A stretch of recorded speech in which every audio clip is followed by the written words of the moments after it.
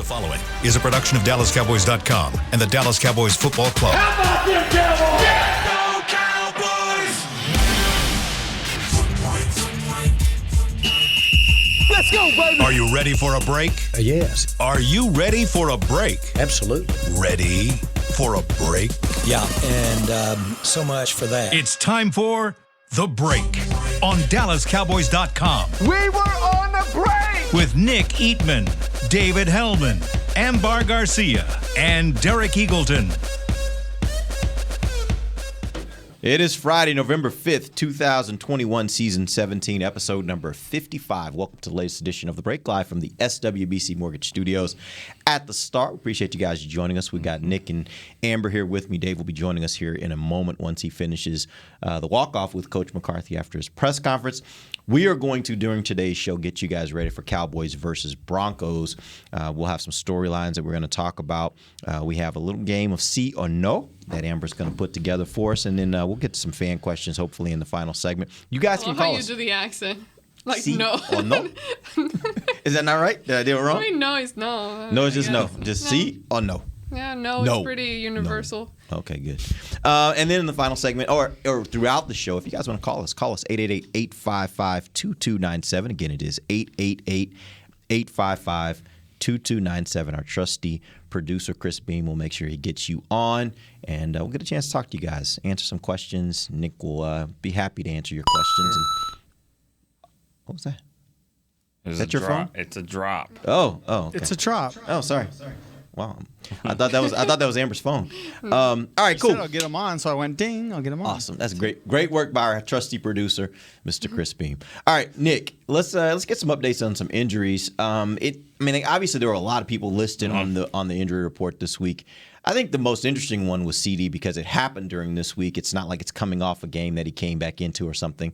What are we hearing at this point about CD and his possibility of playing this week? McCarthy said the quote was he's not of high concern when it comes to that, and that goes it's the same with all the other receivers. So I think it's concerning just because they're all on the list.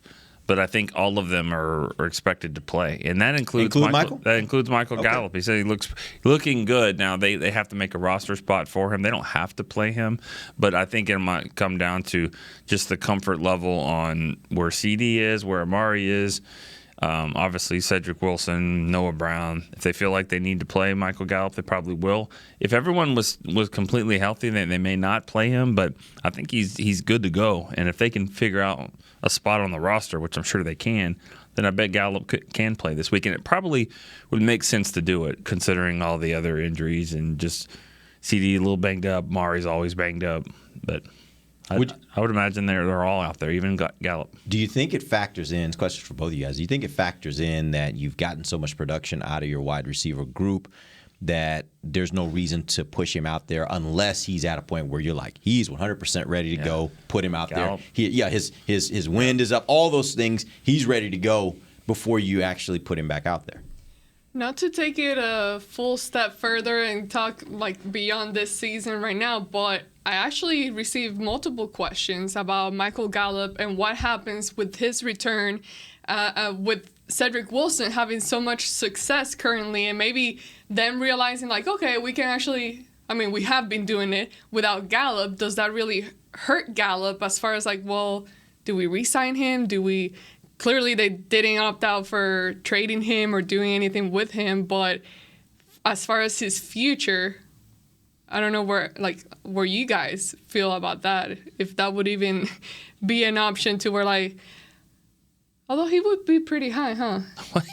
Yeah, what are you saying? I'm confused. No, I think the point is the question everybody has kind of been mulling, which is that while he's been out, essentially you've seen that Cedric can do the job, right? Basically, I was rambling quite a little because I'm thinking in my head, but thinking out loud and going back to the questions I was receiving. But basically what Derek is saying is, now that you've seen what Cedric Wilson has been doing, do you really need Michael Gallup in the future, and that was, regardless of what Cedric Wilson was doing, that was a big question anyways, unless can you pay him? Unless you can't re-sign Cedric Wilson.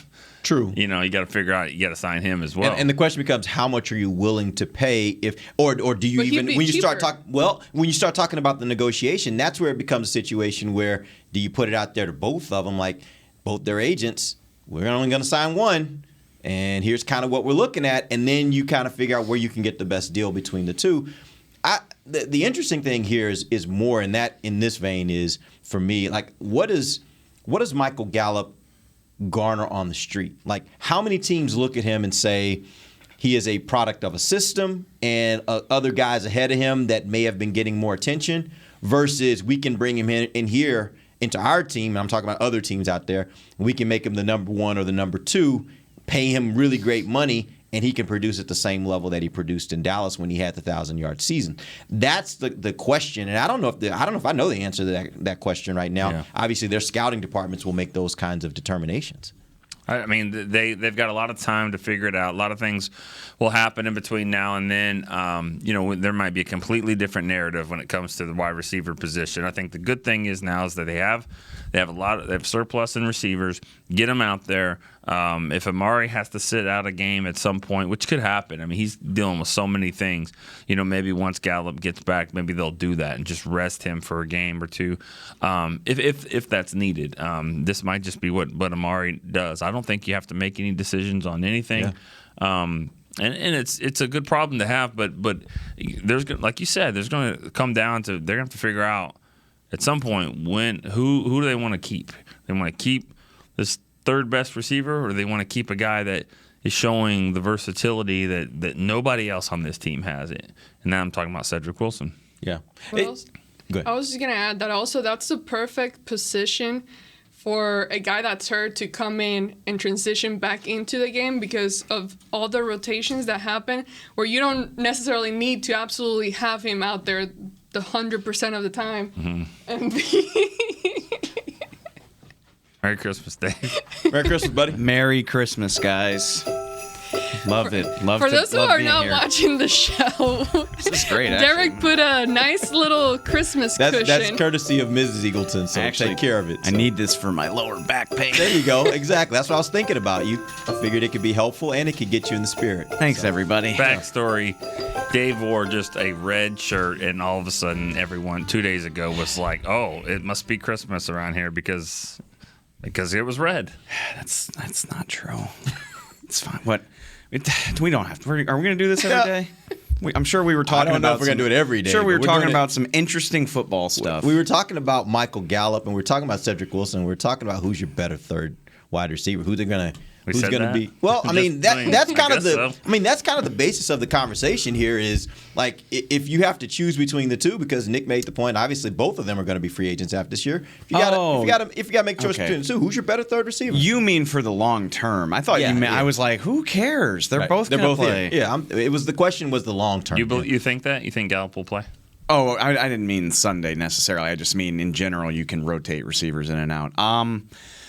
I think he's got a chance. I wonder if Gallup's availability comes down more to like just do they need him? I mean it's kind of a mean thing to say about your number two, but do they need a defensive tackle more than they might need him? I think they have two open roster spots right now. I think it might just come down to need. But Mike McCarthy. You said number two. You think he's the number two? What I think of X and Z. He's out on the outside. Yeah. He's technically the number two receiver. Potato. The reason why I ask it like that is because do you think that they've played CD in a different role while he's been gone? And if so, does he slide back to being their slot guy, or is what I'm saying? That's what I'm more getting at. I mean, Gallup is the least likely of the three to play in the slot. Amari and Lamb do it more. So I think Mike is more likely to be on the outside of the formation, and the other two can do whatever they want, probably. If he doesn't play against Denver, I'll bet you any money he plays against Atlanta. Yeah, and he'll be one of these next two games. Yep. I think whether or not he gets elevated Saturday is maybe about need. But he posted on Instagram this morning, and the caption was literally elevate, and it was like a picture of him jumping up for a ball, and I was like, is this like a little play on words? Are you making a joke about coming back to the roster? So we'll see. So you don't think it was warranted that I, on the radio this morning, fielded a question about a former Giants receiver who is probably going to be a former Browns receiver. You know what's He's interesting? not probably. I think he is now he a now former cut? Brown. You know what's interesting? We're gonna take Odell. a quick break. When we come back, I actually have a question from Joe Gomez about that, and I want to get you guys' opinions on Odell Beckham and where he might land if it should be here, if it should be something the Cowboys think about. We'll talk about that when we come right back. This is DallasCowboys.com radio. Before there was a draft, you could size up a cowboy by 3 simple factors: the crease in his hat, the bend of his brim, and his unbending attitude. A man Stetson didn't just protect him from what life threw at him, it projected a rugged, unstoppable spirit. Stetson hats are still American-made with pride right here in Texas. They're still the unofficial crown of all self-respecting cowboys, and Stetson is proud to be on the field with America's team. Find a retailer nearest you at stetson.com/cowboys.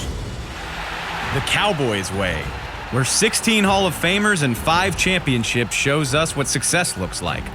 Where turkey is always the second best part of Thanksgiving Day.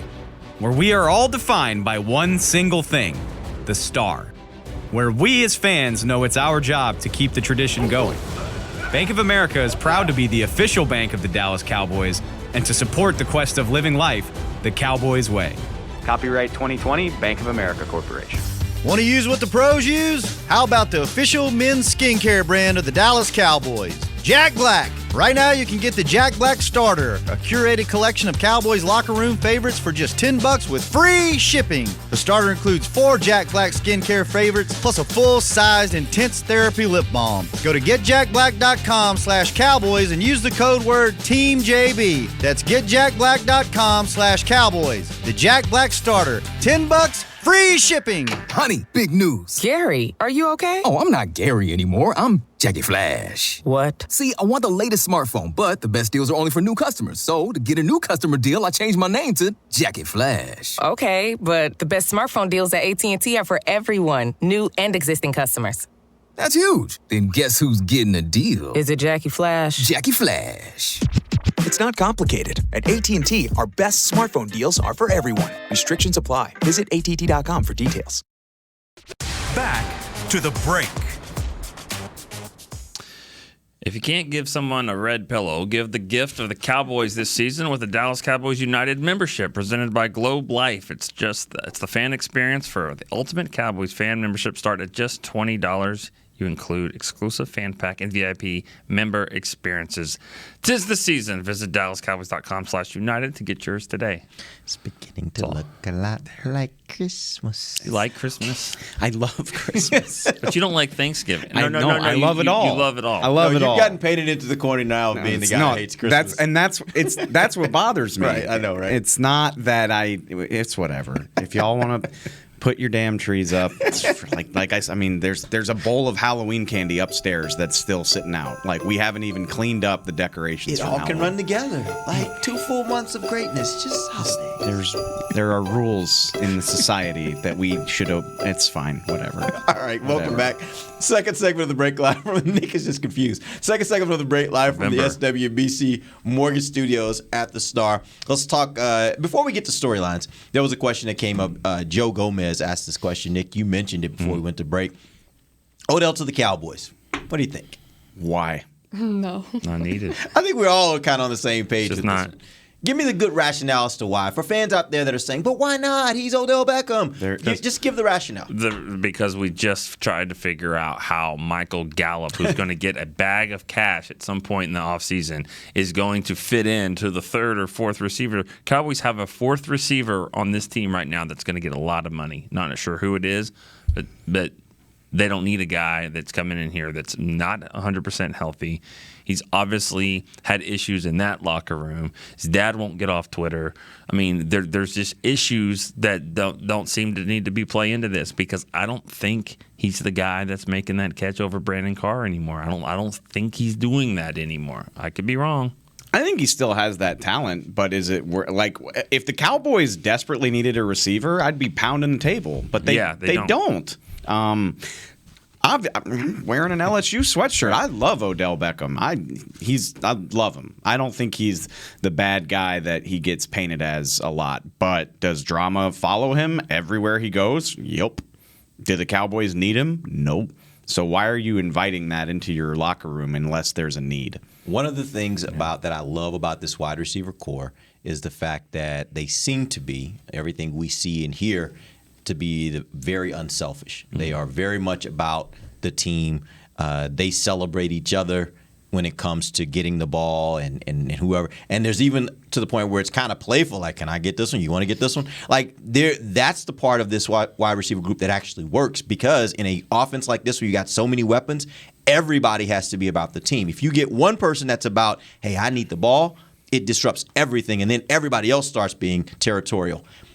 The reason why it looks like he's going to be out in Cleveland is because he wanted the ball. He wanted the ball more. And so I think just that alone says to me, like, that would be a horrible fit for this team, because that's what they don't have on this team right now. Well, and I don't think it's a coincidence. If you remember going back to when he was Odell. I mean, he was on a Hall of Fame. In New York? He was on a Hall of Fame pace the first 2 or 3 years of his career. And I don't think it's a coincidence that him and Dez were really tight. Like if you remember that, like they loved each other. And he reminds me a lot of Dez. I don't know if he's like, I need the ball. I assume he's probably frustrated because he wants to help the Browns win, and they're not winning. To him, that means get him the ball. And he's not touching the ball, and they're 4-4. Dez was the same way, and we used to go back and forth. Like, is he selfish, or is he just passionate about winning? And fortunately, that's not the Cowboys' problem to deal with right now. And why would you want to invite that on your team if you, again, like the New Orleans Saints, Michael Thomas just announced that he's out for the year. Go get Odell. Or I'm sure there's 5 other. The 49ers probably could use some help at receiver. Go to the AFC. Raiders. Green Bay. Whatever. Yeah, there's a bunch of teams that could use him, and it's worth the risk. Chiefs. There is no need. That's a good one, actually. There's no need here. They have 4 really, really good, reliable receivers. Yeah. And then a 5th that they draft. Like, it's just, there's no need for it. And as soon as Des left, that's when I feel like you started getting some of the chemistry back up between the receivers. I mean, Cole was gone before Des, right? Yeah. Yeah. He was already Cole. No, Cole left after Des. Yeah, I was about to say He it was did? after, yeah. Yeah, because they cut Des I don't remember. before the 18 season. And then Cole was still here. Beasley left after 18, right? Did we The really point is, already forget this? We don't have guys like that anymore right now. Yeah, because And you see Beasley how it's caught that working. pass. Yeah, I thought Beasley the Hail stuck Mary. around. Yeah. All right, tell you what, let's do this. Let's get into some of the storylines of the game. To me, this is in a week where there aren't a lot of storylines, because I think most people look at this as a kind of a lopsided game. I think one of the biggest storylines revolves around Dak. My question for you guys is Dak completely healthy, and can he play without risking further injury to the calf? What are your thoughts on Dak? This isn't his decision. I mean, this is what I think, whatever. If he goes out and lines up to play, then I think that the medical team has pretty much said he's healthy. He's healthy, not healthy enough to play, but he is healthy to go out and play this early November game with the Cowboys with a big lead in their division and all that. Is that he's their quarterback and he's going to play, and that's what it is. If they thought there was any chance of him not playing, I don't think they would. They actually, like the which this makes sense. It's not groundbreaking, but like on Sunday, they were like, if he doesn't play, he will be 100% ready to be full go by Wednesday when we start practicing. That was the game plan heading into the Vikings game, and it's completely worked out. Dak was funnily transparent yesterday. Yeah, I don't know if that's a word. He was. Let's make it. It was interesting how transparent he was, because he's really good at talking a lot without saying anything. Yeah. He told us the tackle lineup. He was like, yeah, Terrence can play on the left, Lyle's going to play on the right. Everybody was like, thank you. They're like, I mean, we kind of. The coach just said, I'm not going to talk about that. We kind of figured, but like, thanks for confirming. Right. And then the other thing he said that was funny was his first rep of team was like a rollout classic Dak, like throwing on the run, and he threw it. I don't remember if he completed it, but he threw off his foot, and he was like, damn, probably shouldn't have done that on my first rep back from injuring my calf. But like, nothing bad happened, but it just speaks to how good he feels that he wasn't even thinking about, like, maybe don't throw off of your calf on the first rep back in practice. Yeah, and that's actually one of the reasons why I asked this question, is because when you don't get the context of how he was saying it, it just reads kind of as, oh, did he feel a little something? And he did not. He did not. And that's I think what was not reported. I didn't see that anywhere being reported. That it just kind of, they put out the quote,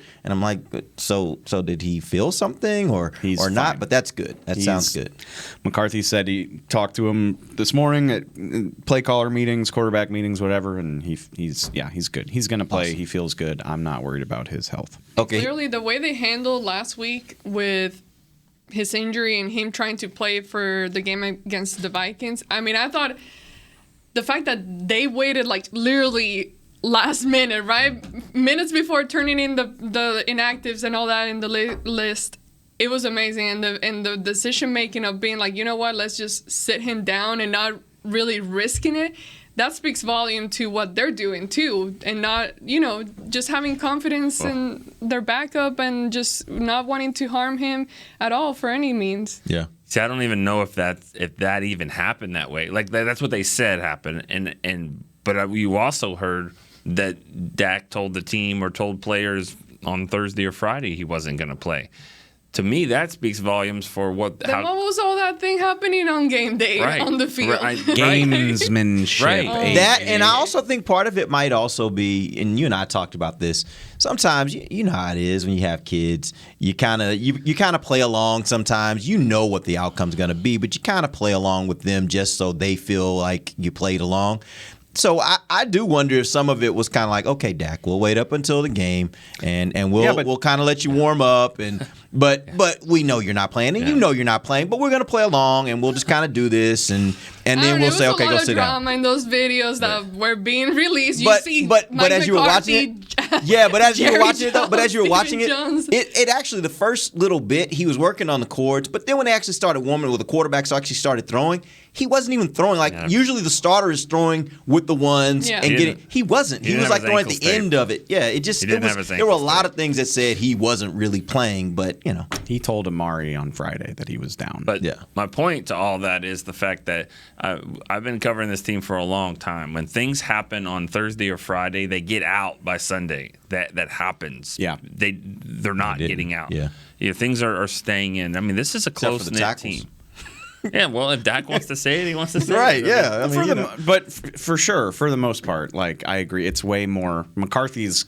I'm giving the credit to McCarthy. I assume it's McCarthy. He's kind of put a lid on the typical Cowboys news leaks that we've gotten used to. Well, yeah, and usually that news leak happens on Tuesday morning on the Fan and Friday morning on the Fan. Well, it might also be that they're Jerry just Jones. Right, Jerry's his name. Jerry Jones. They're just a little more coordinated now. Maybe that's it. Maybe it's not that he's putting a lid on as much as it is like, let's just be a little more coordinated. I think if I'm going to say it and you're going to say this, like, let's just know what we're saying. Yeah. So we're a little more coordinated. Maybe that's it. I don't know. Wait, totally not related at all. Who was 55?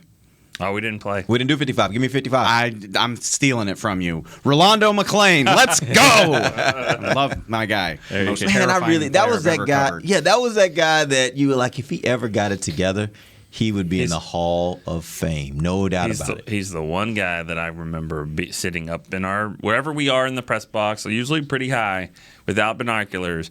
When he made the tackle, you knew it was him. Yeah. Because he hits you at the 34. That was where the next play was. Yeah. 34. I mean, everything came to a stop when he hit you. Yeah. You weren't moving forward. He had a ton of talent. That's a good one. 55. Yeah, I mean, I'm sure there's a better one. Well, Leroy Jordan was a 55. He was a pretty good player. He's in the Ring of Honor. There's a right answer and my answer. There you go. That's I love it. They love those gambles where they buy low on something that didn't work out, and they got like 12 amazing games out of him. I wish he had been able to keep it together for a little bit longer. That dude was amazing talent.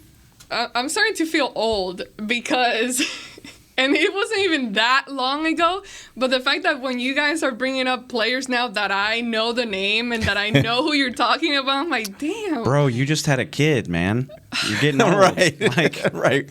We're all growing up here. That sentence usually doesn't happen like that. Bro, you just had a kid, man. Yeah. I just throw a dude in there at the end. All right, real quick. I had one other storyline I wanted to hit you guys with. Actually, I'm trying to decide which one I want to do. Actually, let's go with this one. After seeing what Surtain has done, are you happy that Denver took him before Dallas had the opportunity to make that choice? Because I think we all agree that had Surtain been there, he probably would have been the Cowboys' pick. How do you think that all played out for Dallas? I think the biggest answer to that has nothing to do with Parsons or Surtain. It's number 7. Trayvon Diggs has been a player that you hadn't even thought he was going to be. You thought he was going to be good. You didn't think he was going to be like this. And so knowing that he's great. He's making Anthony Brown a better player on that side. I'm not saying you don't need Surtain. That would have been awesome to have. But I don't think anyone thought that Diggs was ready to take the leap right now. And I don't think people thought that Parsons had this much in his bag that he could do so many different things. So, yeah, I'm glad for that because they're getting a way better linebacker than they thought. And the cornerback need isn't as strong as they thought because of Diggs turned into a star. It's completely unfair to try to answer this right now. And okay. All right. If that's how you feel, unfair. No, if that's how you feel, that's how you feel. That's fine. And maybe I should have waited and let you go first. Micah Parsons was. I have already admitted many times, like, I was wrong. Like, he's been a way better pick than I thought he would be. He's probably going to win Defensive Rookie of the Year if I had to guess. I'm not hating on the Cowboys for picking him. These things play out over years and years. I mean, was Zeke the right pick over Jalen Ramsey? Or do we want to have that conversation? It sure is. Sure, it looked unquestionably like the right call for about 3 years. Now it's up for debate, or maybe you could even unequivocally say they should have taken Ramsey. If you draft a cornerback who's at the top of his game, he can do that for a decade. I mean, Patrick Peterson, he's not who he used to be, but he was locked down in Arizona for 10 years. They didn't maximize on that, but, I mean, that's such a valuable position, and it's got such longevity. And that's the reason why I asked the question, actually, because I think right now most people would say Micah's having a larger impact for his team, but having a cornerback like that, and then if you had 2 of them, you don't know how much dividend that pays for you 5-10 years down the road. We don't know how good Surtain's going to be. Maybe he'll be a bust, and Micah will unequivocally be the better pick. But he could be making Pro Bowls at 33 when Micah. By the time Micah's 33, there will have been some decline probably. I mean, it's just that's the fun of it. Like I said, I was totally wrong. Like, Micah was a great pick. He's been far better than what I thought he would be. But I don't think you can decide what the right pick was halfway through their rookie year. The way I see it, and I am super happy that it worked out that way. I wasn't at the time. I was like, seriously. But now I really am, because you look at the defense, and now you have a badass on all 3 levels. You got Randy Gregory playing the way that he's doing. You got Micah Parsons doing what he's doing, and on the back, you got Trevon Diggs. So in all 3 levels, it's not like, remember when Jerry Jones, like after a draft day, he would go in the press conference and be like, well, we get pressure, we attack the quarterback, that's where it all starts. You get pressure, it helps back there, the backfield, you help your safeties, you help your cornerback. Well, now you got a badass on all 3 levels. Mm-hmm. So I'm just happy how it's worked out. All right, good. I'm not trying to bury Micah. I'm making my point again, but, like, imagine Surtain's having a decent season for them, right? Like, I think he's had a good year. He's got 2 picks, 5 breakups. Actually, the interesting part is he's had a good year. It's just at cornerback you can't make the same impact as you can how they're using Micah. Again, Micah's great. This isn't about Micah, but, like, imagine if they had him and Diggs. True. How excited people would be if Diggs was doing what he's doing now, and you've got a rookie. And then imagine if he makes a jump like Diggs has in year 2. That's the type of thing you make a nickname for, like Legion of Boom or like No Fly Zone. I mean, that's pretty exciting too. I'm just like, again, these things play out. The way they did it was great. Surtain wasn't even available, so it's not even like they made a mistake. So. Right, exactly. Smith would most likely still be here. Oh, he'd still be here. You would guess, we would be complaining about what the linebackers were doing. Because Micah wouldn't be here. Yeah. No, that's the part that gets a little bit tricky, right? I think the point that you made, Amber, was really the right point. Is that now you've got a really great player at every level of your defense, as opposed to, let's say, in this instance where you may have 2 great cornerbacks, but your linebackers still aren't quite there yet, and teams figure out ways to basically exploit them. You would have drafted Jabril Cox probably in the 2nd round. Good point. But would he have been ready to play at the level that you needed him to play? Well, right he now? would have played a lot more in training camp. I would. He wouldn't have been waiting to get on the field. That's why the draft is the best. Awesome. I love the draft. Josh show next week. I just play. Just don't do that to me. I love that. I love that all the nicknames that Micah Parsons says the one he likes the best is the water boy. Yeah, I saw that. He's the water boy. Just because he hits anything that moves. He's just Bobby Boucher out there just hitting people. All right, we're going to take our final break. We'll come back. We'll do a little C or no. Let's do that when we come right back. DallasCowboys.com radio. Hi, I'm Clint Tillison with... And I'm Jay Novacek, and we're both with... United Ag and Turf, the official tractor provider of the Dallas Cowboys. So, if you need a tractor to bale some hay, a mower to cut some grass, or a gator to get some chores done... Get a John Deere at United Ag and Turf. And then, let's get to work. Hey, Jay, that's my line. Well, not today. Get to work with a John Deere tractor package that's just right for you and your budget. Visit UnitedAgAndTurf.com. Honey, big news. Gary, are you okay? Oh, I'm not Gary anymore. I'm Jackie Flash. What? See, I want the latest smartphone, but the best deals are only for new customers. So, to get a new customer deal, I changed my name to Jackie Flash. Okay, but the best smartphone deals at AT&T are for everyone, new and existing customers. That's huge. Then guess who's getting a deal? Is it Jackie Flash? Jackie Flash. It's not complicated. At AT&T, our best smartphone deals are for everyone. Restrictions apply. Visit att.com for details. New Dr. Pepper Zero Sugar. You deserve it. I do deserve that. You deserve decadent flavor without sugar. And a day at the beach without sand getting everywhere. And a relaxing bath that your children don't interrupt. I deserve all that? It's really just a visual metaphor for Dr. Pepper Zero Sugar. Everything you want, nothing you don't. A visual metaphor on the radio. I do deserve that. Dr. Pepper Zero Sugar. The zero you deserve is finally here. Before there was a draft, you could size up a cowboy by 3 simple factors: the crease in his hat, the bend of his brim, and his unbending attitude. A man Stetson didn't just protect him from what life threw at him, it projected a rugged, unstoppable spirit. Stetson hats are still American-made with pride right here in Texas. They're still the unofficial crown of all self-respecting cowboys, and Stetson is proud to be on the field with America's team. Find a retailer nearest you at stetson.com/cowboys. Back to the break.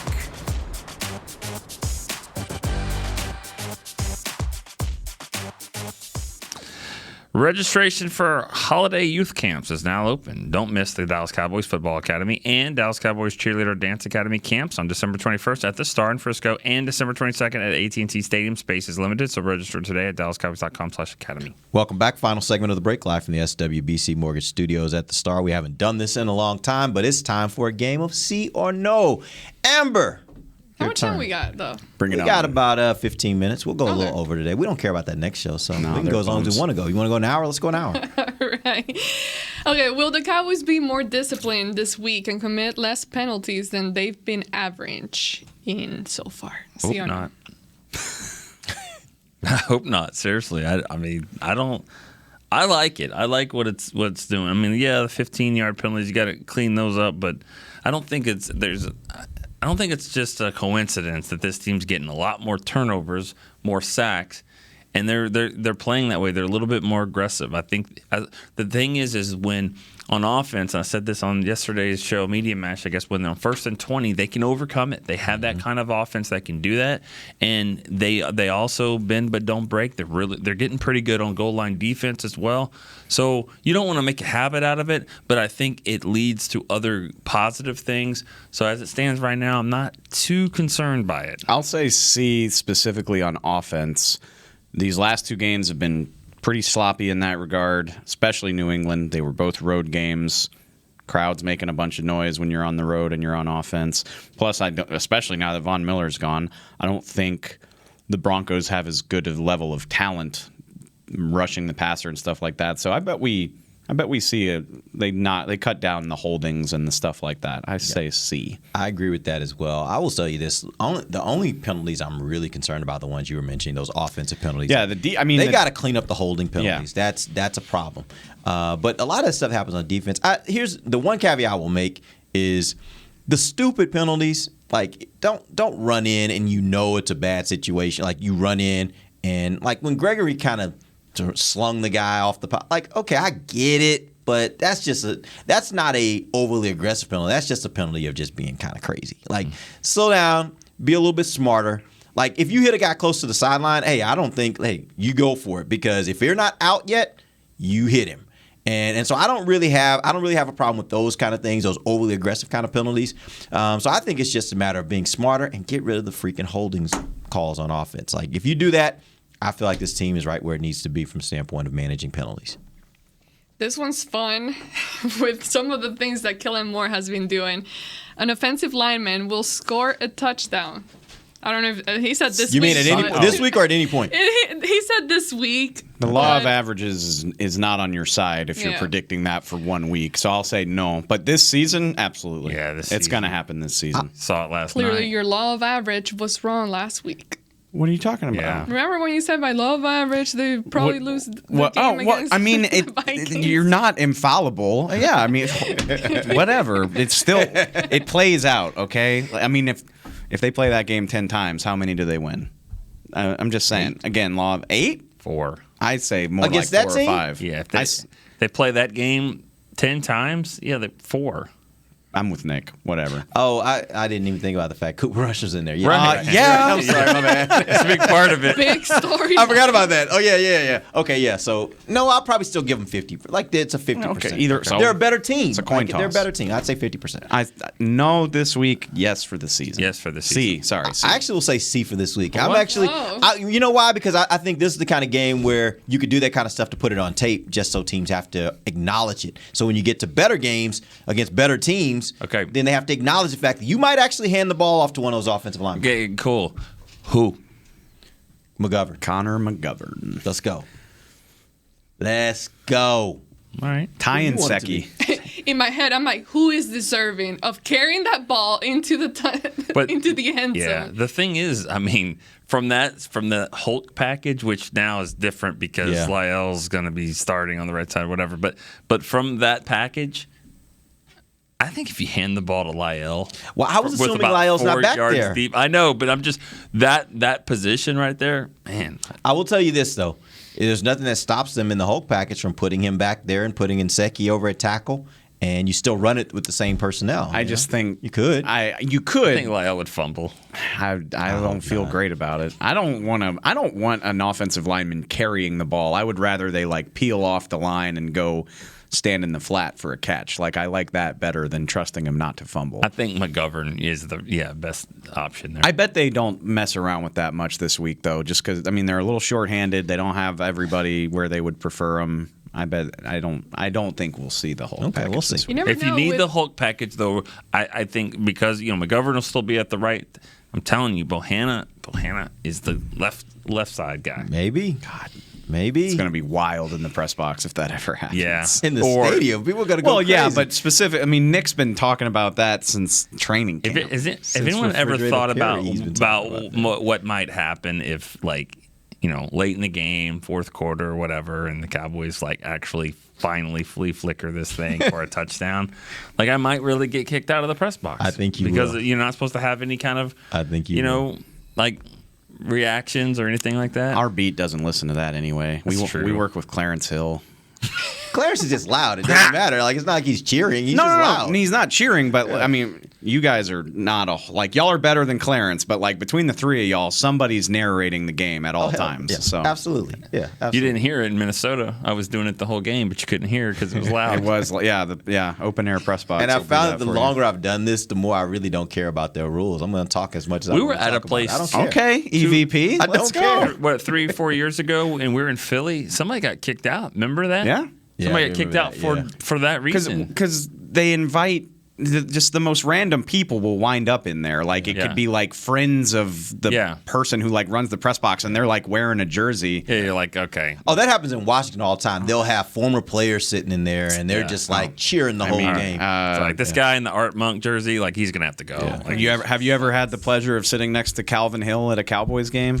Yeah. He's sitting there go. And then he'll ask a question wasn't that offsides? And you're I don't know. It's Washington. I can't see. I can't see anything, Calvin. Sorry.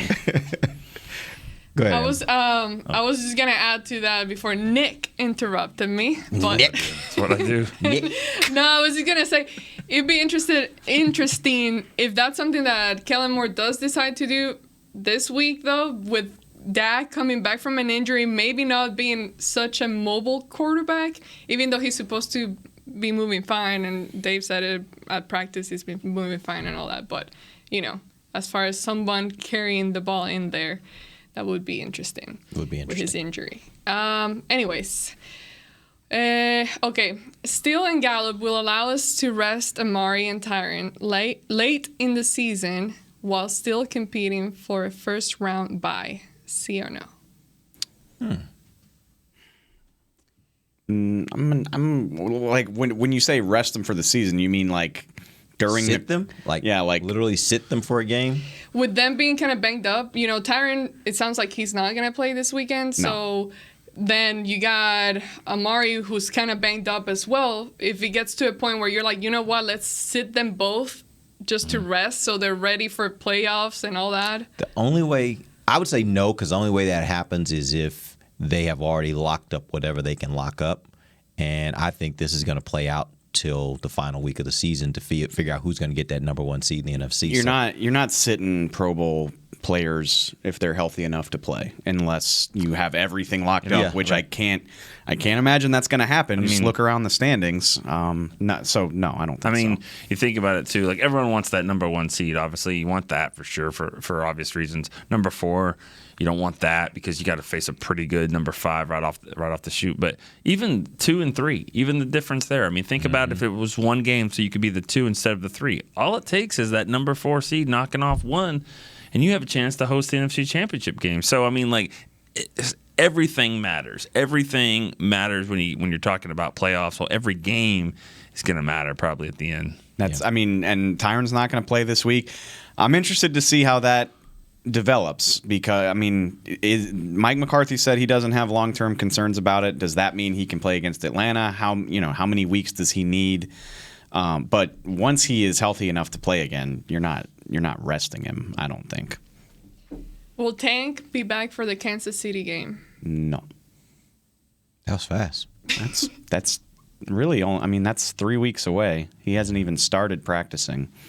I can't wait to see. I cannot wait to see that. Like, that is probably of all the storylines around the Cowboys, that's the one that's most interesting to me. I just want to see what happens when both he and honestly, Gregory are in there. I think a perfect spot for him would be the Raiders on Thanksgiving.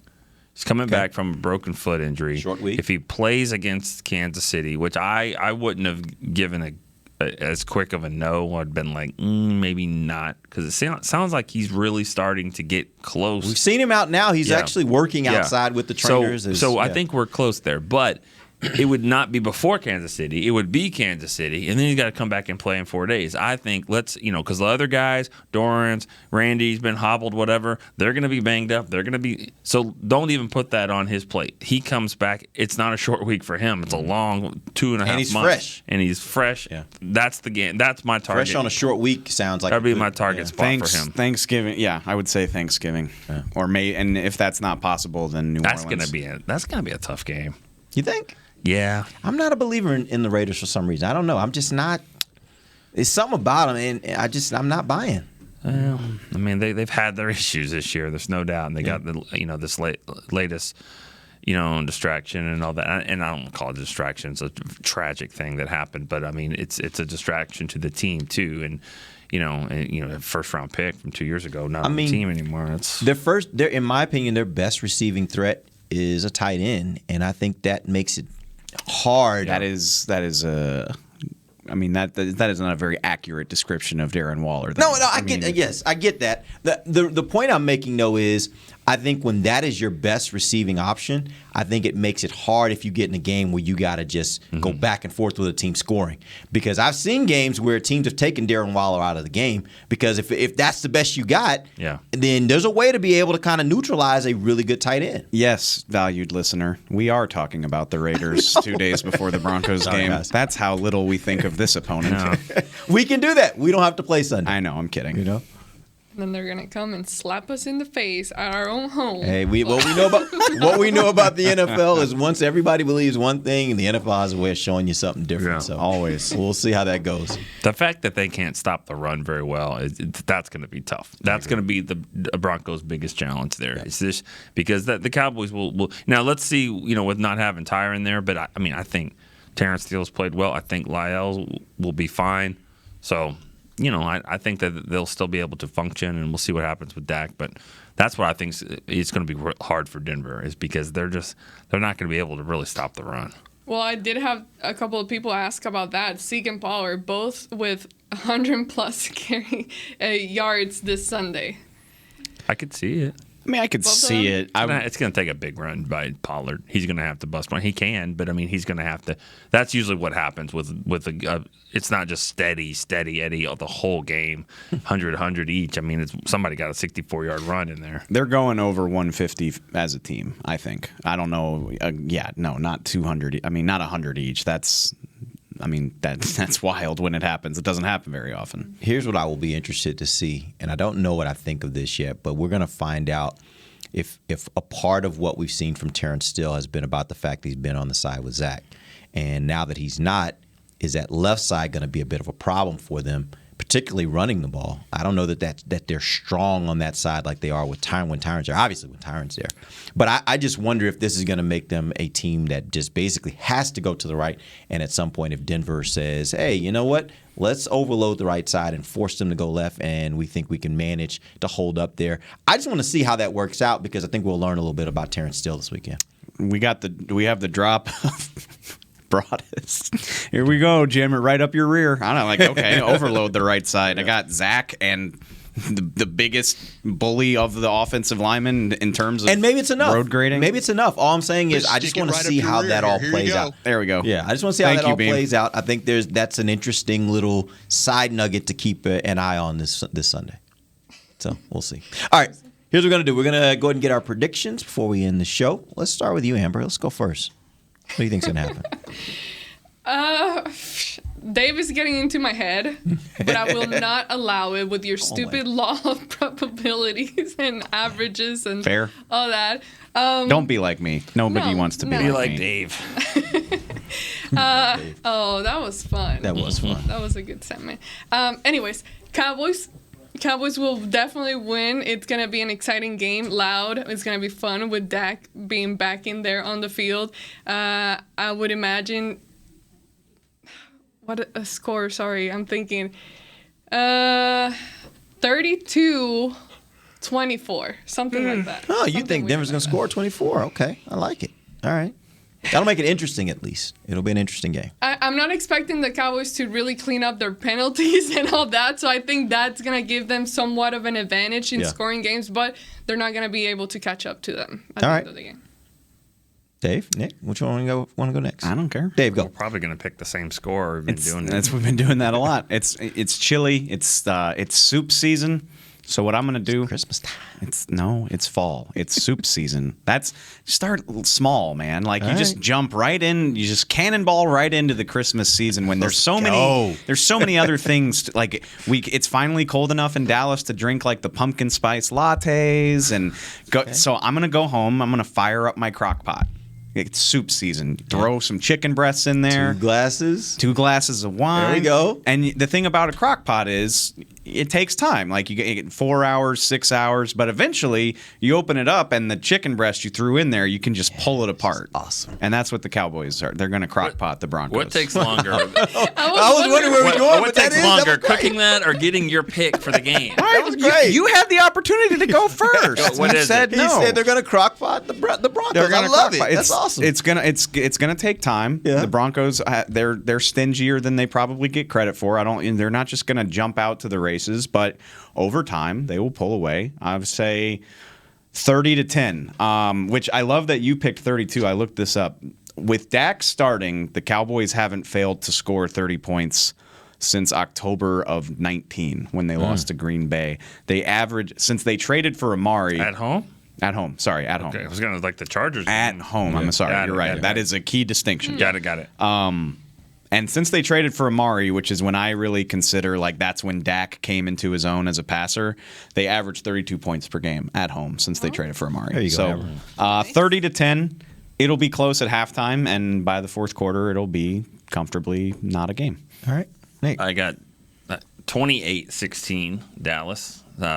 Same thing. It'd be, kind of a gritty performance there for Denver for a little bit. It won't be the best game the Cowboys have played. I think they're going to kind of yuck it up a little bit. The Broncos will. It'll take a little bit. I don't know, crock-pot worthy, but it'll take them some time to kind of more of an air fryer to get it going, and then all of a sudden they'll next thing you know, it's done. 28-16 Dallas. All right, I think Dallas also going to 7-1. win. I think it'll be a blowout. I think it'll probably. I think the scoring actually for Denver will happen a little later in the game, just kind of when Dallas gets bored. But I think they ultimately end up winning 34-16. It'll be just a regular win for the Dallas Cowboys, and they will move on to their next opponent, the Atlanta Falcons. So, appreciate you guys joining us. I was waiting for your cooking reference. Nah, I don't have one. I don't have a good one. Gumbo at Dave's house tonight. You're not invited. You can't come. Sorry. No, yeah. I mean, if you actually wanted to, you could. Suck. Y'all got families and stuff. You're not coming. I thought we could go away. I thought we could bring the kids with us. Yeah, we'll bring the kids. They'd love to see Uncle Dave. Right? I'm just imagining all of y'all crammed into my like shoebox apartment. I don't know how well that would go. I think it would be awesome. It would be a great time. All right, come on down. Come on down. All right, appreciate you guys joining us. We'll be back on Monday. We'll let you know what went right and wrong for the Cowboys. Till then, for Nick Eatman, Dave Hellman, Amber Garcia, I am Derek Eagleton. This has been The Break live on DallasCowboys.com radio. This has been a production of DallasCowboys.com and the Dallas Cowboys Football Club. How about this, Cowboys? Yeah!